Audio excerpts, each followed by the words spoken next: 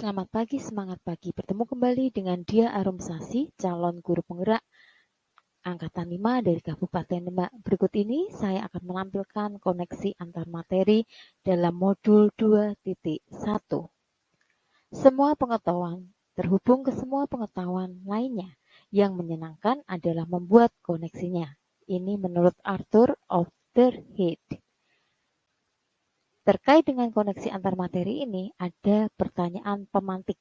Yang pertama, apakah saya mengubah pemikiran saya sebagai akibat dari apa yang telah saya pelajari?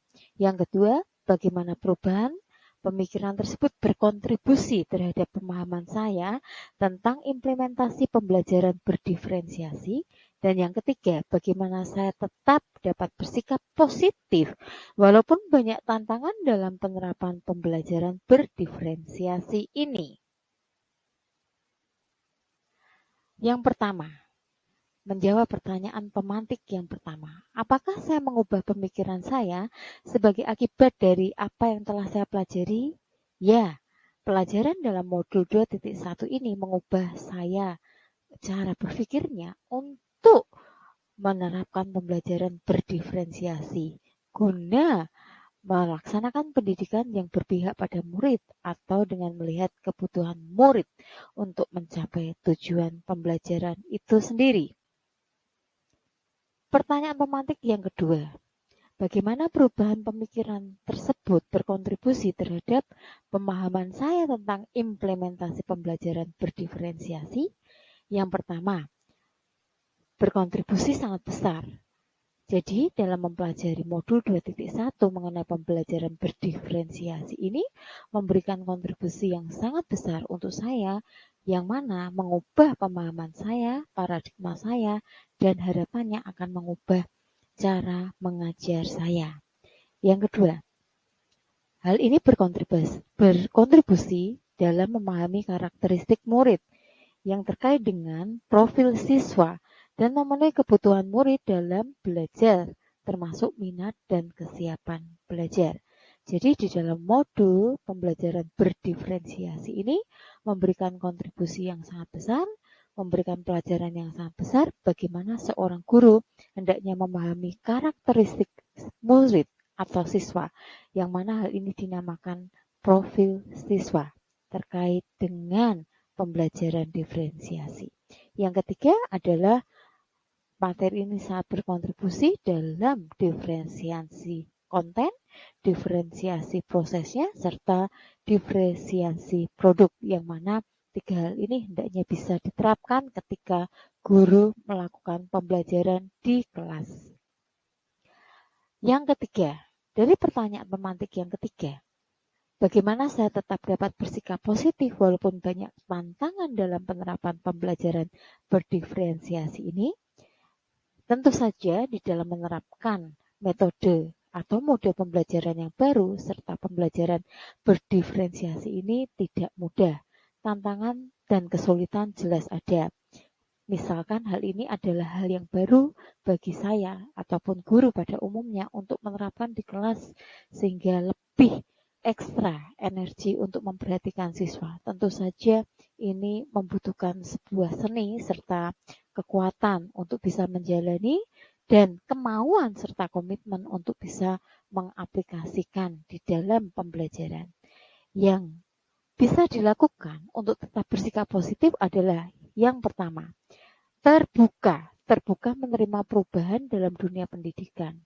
Utamanya ini dalam perubahan kurikulum, serta siswa bisa harus kita pahami di dalam kodrat alam dan kodrat zamannya, supaya kita bisa memberikan pelayanan atau pendidikan yang baik kepada siswa sesuai dengan kebutuhannya.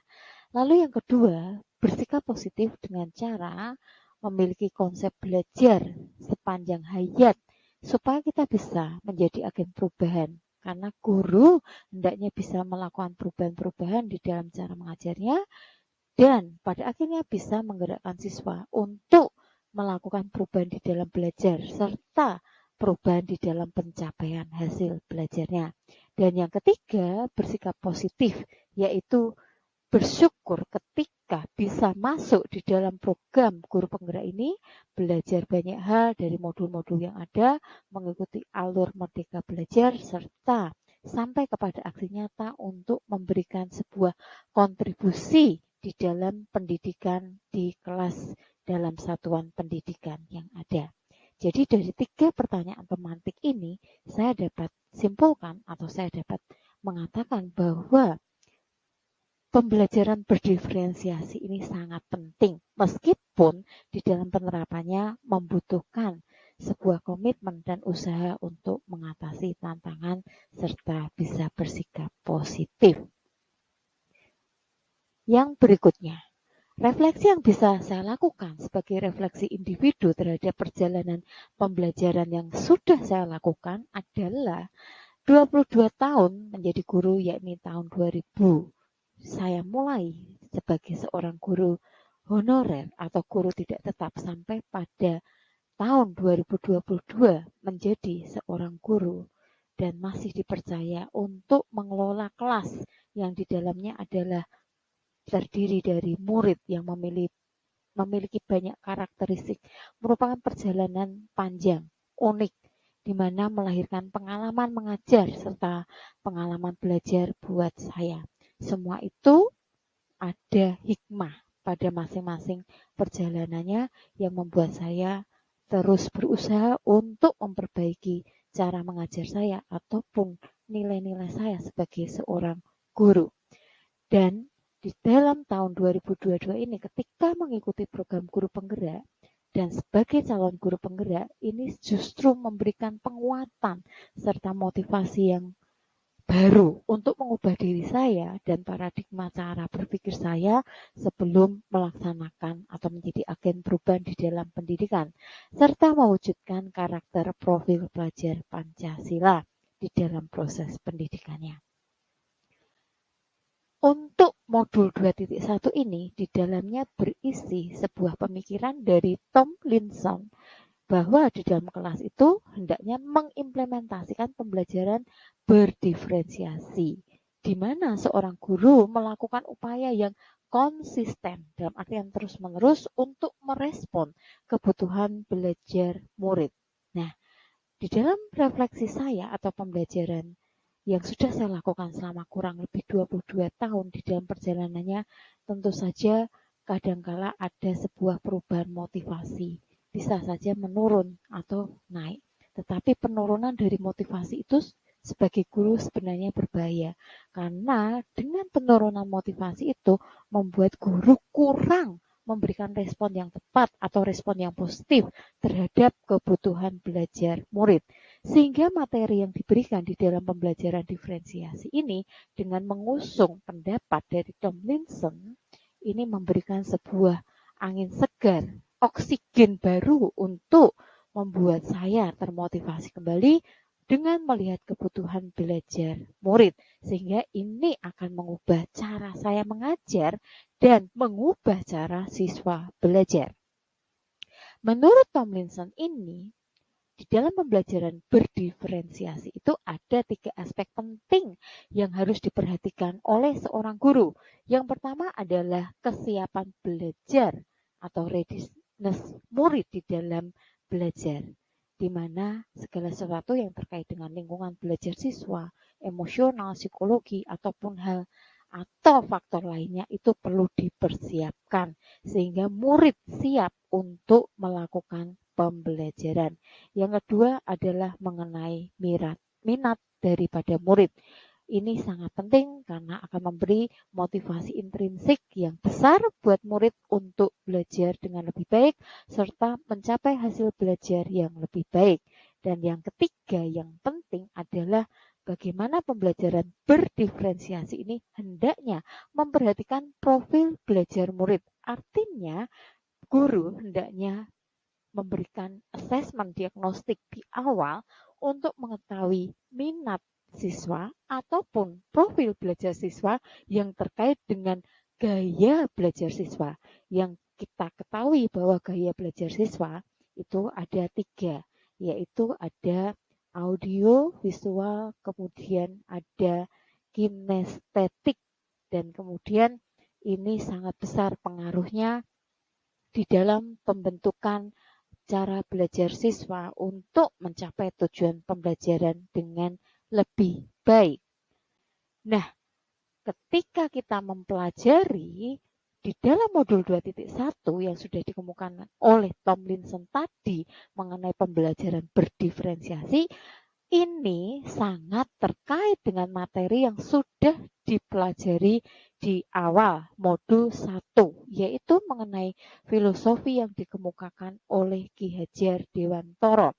Dan Ki Hajar Dewantoro di dalam pembelajaran diferensiasi ini memberikan sebuah kata bijak terhadap keteladanan seorang guru yang hendaknya kita pegang ketika kita memperhatikan serta melakukan proses pembelajaran. Artinya, di sini dikatakan bahwa serupa seperti para pengukir yang memiliki pengetahuan mendalam tentang keadaan kayu, jenis-jenisnya, keindahan ukiran, dan cara-cara mengukirnya. Seperti itulah seorang guru seharusnya memiliki pengetahuan mendalam tentang seni mendidik. Bedanya guru mengukir manusia yang memiliki hidup lahir dan batin. Dalam artian di sini Ki Hajar Dewantoro mengemukakan di dalam sebuah ilustrasi bahwa guru adalah seorang tukang ukir, yang mana di sini yang diukir justru adalah siswa yang memiliki jiwa-jiwa serta masa depan, dan yang jelas adalah karakteristik yang berbeda-beda. Dengan analogi seperti pengukir dan kayu ini, diharapkan kita sebagai guru bisa memberikan perlakuan yang berbeda-beda ketika kita mengukir dari karakter-karakter siswa di dalam mencapai tujuan pembelajaran dan mendidik siswa-siswa tersebut. Yang dikemukakan oleh Ki Hajar Dewantoro di dalam pembelajaran diferensial ini sangat berhubungan dengan apa yang sudah dia sampaikan atau beliau sampaikan di dalam modul 1.1, bahwa guru hendaknya ada filosofi menuntun. Jadi antara menuntun serta bagaimana mengukir seorang murid di dalam karakter yang berbeda ini memberi koneksi yang sangat erat. Dengan arti kata bahwa apa yang disampaikan dari Ki Hajar Dewantoro mulai dari modul 1.1 sampai dengan 2.1 ini sangat terkait dan sangat relevan dengan pemikiran dari Tomlinson mengenai pembelajaran diferensial. Yang terkait dengan profil belajar siswa tadi, sudah saya kemukakan bahwa di dalam belajar siswa memiliki perbedaan, yaitu yang bisa belajar secara visual, auditori, dan kinestetik. Guru hendaknya memberikan diagnostik awal, meskipun mungkin di dalam penerapan selanjutnya tidak harus berhubungan dengan lembaga yang bisa mendeteksi minat siswa, tetapi di dalam penilaian awal, guru bisa merencanakan melalui sebuah atau beberapa cara yang bisa diterapkan. Dan cara-cara itu pun sudah dipelajari di dalam modul 2.1 ini. Yang berikutnya, bagaimana pembelajaran berdiferensiasi dapat memenuhi kebutuhan belajar murid dan membantu mencapai hasil belajar yang optimal. Jadi seperti yang sudah saya pelajari di modul sebelumnya, Ki Hajar Dewantoro telah menyampaikan bahwa maksud dari pendidikan adalah menuntun segala kekuatan kodrat yang ada pada anak-anak agar mereka sebagai manusia maupun anggota masyarakat dapat mencapai keselamatan dan kebahagiaan yang setinggi-tingginya. Sebagai pendidik, kita tentu menyadari bahwa setiap anak adalah unik dan memiliki kodratnya masing-masing. Dan di dalam hal ini, di dalam pembelajaran diferensiasi, ini yang dinamakan dengan karakteristik atau profil siswa. Sehingga tugas kita sebagai guru adalah menyediakan lingkungan belajar yang memungkinkan setiap anak untuk dapat tumbuh dan berkembang secara maksimal sesuai dengan kodratnya masing-masing, sesuai dengan karakteristik masing-masing, potensi masing-masing, dan memastikan bahwa dalam prosesnya anak-anak tersebut merasa selamat dan bahagia. Jadi, dari pembelajaran diferensiasi di dalam modul 2.1 ini sungguh berhubungan dengan apa yang sudah disampaikan oleh Ki Hajar Dewantara di dalam konsep menuntun dalam modul 1.1 bahkan di seluruh modul 1. Dan yang berikutnya terkait dengan bagaimana saya melihat kaitan antara materi dalam modul ini dengan modul lain di dalam program pendidikan guru penggerak, ini sesuatu yang sangat terkait erat. Dimulai dari yang pertama, yaitu dari modul 1 yang berisi mengenai filosofi Ki Hajar Dewantara. Yang kedua mengenai nilai-nilai guru penggerak. Yang ketiga mengenai visi, serta di dalam modul 1.4 yaitu terkait dengan segitiga restitusi di dalam mengatasi siswa atau studi kasus siswa-siswa yang memiliki karakter yang berbeda-beda. Dan di sini masih sangat terkoneksi erat dengan pembelajaran berdiferensiasi, yaitu yang muaranya adalah berpihak pada murid yang dipelajari di modul 2.1. Sehingga dari gambaran ini kita bisa melihat bahwa di dalam modul 1.1, 1.2, 1.3, 1.4 sampai dengan modul 2.1 ini sebuah benang merah yang tidak bisa dipisahkan satu sama lain. Sebagai seorang calon guru penggerak, hendaknya bisa memahami dari awal sampai kepada akhirnya nanti untuk benar-benar bisa menciptakan pembelajaran yang berpihak pada murid. Koneksi di dalam modul ini ternyata juga berhubungan dengan pembelajaran yang berdiferensiasi di dalam pencapaian tujuan di dalam standar pendidikan nasional. Ini pun ada di dalam artikel yang dipelajari di dalam modul 2.1. Pada akhirnya, di dalam kesimpulannya, bahwa pembelajaran berdiferensi adalah usaha guru atau upaya guru untuk menyesuaikan proses pembelajaran di kelas untuk memenuhi kebutuhan belajar individu murid. Pembelajaran berdiferensiasi adalah serangkaian keputusan masuk akal common sense yang terhubung dengan beberapa langkah terkait bagaimana guru melakukan proses pembelajaran berdiferensiasi. Dan berikut ini adalah sebuah upaya bagaimana menerapkan pembelajaran berdiferensiasi ini di dalam kelas. Yang pertama adalah terkait dengan kurikulum yang memiliki tujuan pembelajaran yang didefinisikan secara jelas. Jadi seorang guru bahkan secara umum di dalam sekolah ini guru harus terkoneksi dengan kurikulum yang ada. Ketika kurikulum berubah di dalam implementasinya dan ditopang dengan program guru penggerak di mana di sana ada calon guru penggerak, akhirnya mencerminkan atau menelurkan sebuah tindakan aksi nyata bagaimana akhirnya guru harus melakukan perubahan di dalam cara mengajarnya, yaitu dengan menerapkan pembelajaran berdiferensiasi.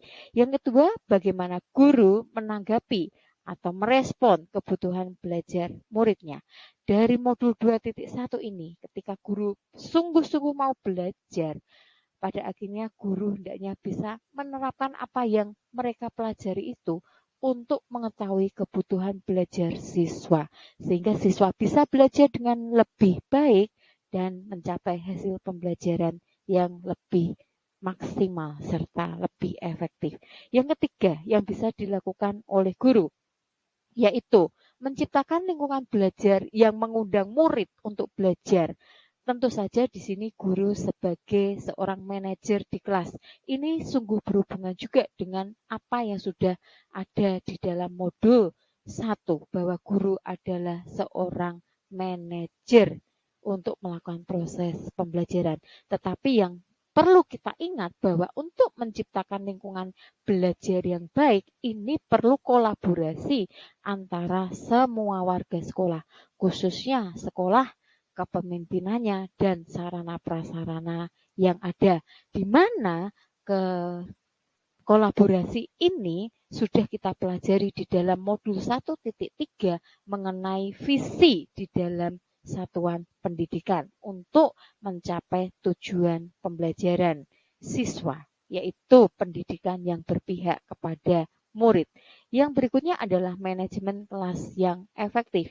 Ini perlu kita pelajari. Seorang guru mungkin harus upgrade kembali mengenai materi-materi atau mencari sumber belajar, berliterasi untuk menopang pengetahuan yang bisa diimplementasikan ketika guru menerapkan pembelajaran berdiferensiasi ini di dalam kelas. Yang berikutnya adalah adanya penilaian berkelanjutan. Yang perlu kita ingat bahwa di dalam pembelajaran berdiferensiasi ini tidak lepas dari adanya penilaian. Penilaian yang non-formatif ataupun formatif, atau penilaian yang dilakukan di awal yang kita sering dengar sekarang dengan yang namanya assessment diagnostik. Tetapi itu semua merupakan hal yang sangat penting karena kita tahu tadi bahwa pembelajaran diferensiasi terdiri dari pembelajaran diferensiasi konten, diferensiasi proses, dan diferensiasi produknya. Sehingga dari 3 hal yang sudah dilakukan ini, penilaian pun akan dilakukan di awal pelajaran, pada saat proses pembelajaran, dan pada saat akhir pelajaran, di mana siswa mengumpulkan di dalam produk-produknya yang berdiferensiasi pula. Demikian yang bisa saya sampaikan mengenai modul 2.1 mengenai pembelajaran diferensiasi, yang mana ini berhubungan erat dengan pembelajaran ataupun modul-modul di modul 1 yang sebelumnya. Sehingga di dalam program Guru Penggerak ini saya sangat terbantu serta ingin terus melakukan refleksi di dalam pembelajaran saya, terus menganalisa serta berusaha untuk melihat sebuah koneksi atau benang merah antar modul 1 dengan modul yang lainnya. Sehingga apa yang diperoleh ini merupakan suatu yang utuh atau holistik untuk membuat sebuah paradigma baru atau penerapan baru di dalam proses pembelajaran yang lebih baik dan berpihak kepada murid. Pada akhirnya, terima kasih dan mari kita akan terus melaksanakan apa yang sudah kita kerjakan di dalam panggilan awal kita sebagai seorang guru. Salam guru penggerak, tergerak, bergerak, dan menggerakkan.